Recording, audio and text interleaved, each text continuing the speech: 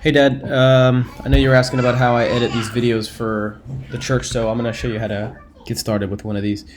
I edited them in this purpose. It's up there at the level of Final Cut, and I have free access to it because I have it for my job. So, not that I use this program for my job, I just have access to the whole Creative Suite. So, first thing that happens is I crack this thing open, and then I open a new project. My whole UI is in Spanish, but this just, new project.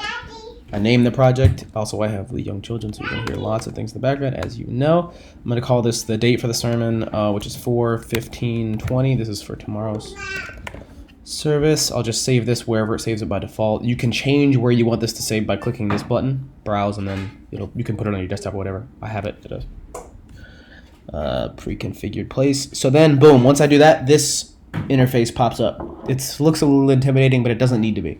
Bottom left down here is where the files go that you're going to use in your video. That is images, videos, audio, all that stuff is going to go down here. So for example, to get started on my project, I need to get actual video and audio into my project. So I'm going to crack this open, go to my downloads, and grab the video that Matt sent me yesterday after our recording. This is it. So I need to shave, and I'm going to just drag this down here. Boop. It's going to take a little second to get in there, and now I have this file in my project, right? Okay, that's not the only one I need, though. I happen to know that because I have several videos from yesterday, but we'll start with that one, right? Okay, so now that's in here, this box next to it, this one to the right, is the timeline. I think you're familiar with the concept of timeline from Final Cut. Nothing's appearing here yet because we haven't actually added anything to the project. So if I drag this over here into the timeline,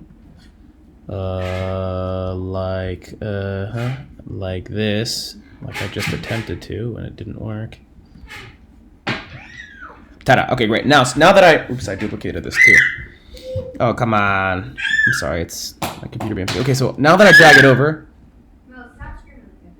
I have I got the video right here, right? Okay, so now that I imported this thing, you can see the timeline. It's split up into two different kinds of lines, right? The top one right here you can see is video. That's this one.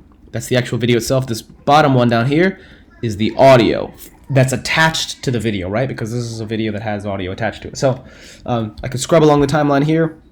Usually the first thing I like to do is figure out where my video is actually going to start, because we start recording before we actually begin. So if I play this, I don't know if you can hear it or not. You probably won't be able to hear it.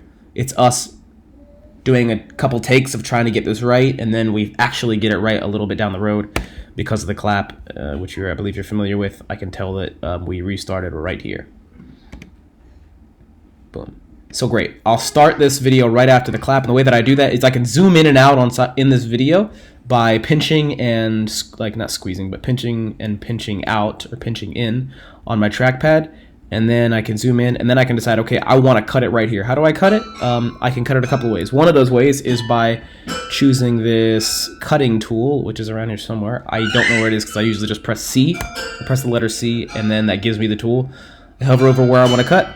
I click, and it's cut, right? Boom. Now I can delete this early portion, drag this clip all the way to the left, and now I'm back at the beginning, and I have the actual... I have the video right where I want it, right? Okay, great. There's a lot of stuff I got to do this video yet, but that's going to get you started. One of the other things that's helpful to know is this panel up here is the preview of your video, which I think you get. I think they have a similar layout to Final Cut. And this up here, I rarely, actually that's not true, I use it often. The thing that I use it for is applying effects to my video. So one of the issues with videos that I think is common is that the color is off, right? This video is a little yellow, and so I want to fix the white balance so that it's not so warm and yellow. So the way that I do that is I come up to the top here, it says color. I click color, and then this panel appears over here to the right that gives me all these options for color, right? I got the temperature of the color, the tint of the color, the tone, the exposure, contrast, highlights, all this stuff. What I do usually to start is I select the white balance. And the way that I do that is this thing here, white balance selector. And I click this little eyedropper tool, and then I click somewhere inside of the video preview that's supposed to be white. It may not be right now because the color's off, but it's supposed to be white. And I know that this wall's supposed to be white, as you know too. So I click it, and boom, there we already are a bunch of the way there, right? In fact, I really like how this looks already. The only other thing I do sometimes is make some adjustments for his skin color, because sometimes it can get a little washed out when I do that white balance thing. So what can I do for that? Sometimes I push up the hue, or sorry, the saturation. The way that I do that is, so there's a couple bunch of panels here. One is basic correction, another one is creative, curves, la-di-da-da. I go to creative, and then I come to saturation, and I bump this up a few notches and see how we go. Not too much, because then it gets ridiculous like that. That's a hot mess. And so we want to turn this back down to something more sensible, but that is still an improvement. Gives him some more life in his skin, but also doesn't blow out anything else. Like me, I'm a little too orange there. Anyway, but you get the idea there. It looks good on him, it doesn't look good on me. Maybe I'll just turn it down back to 110, and I'll be okay with that. Anyway, before this video gets too long, that's a good way to get started. The last thing I'll show you in this is, in fact, you know what? I'm going to cut it off right there, and I'll make another video for the next part.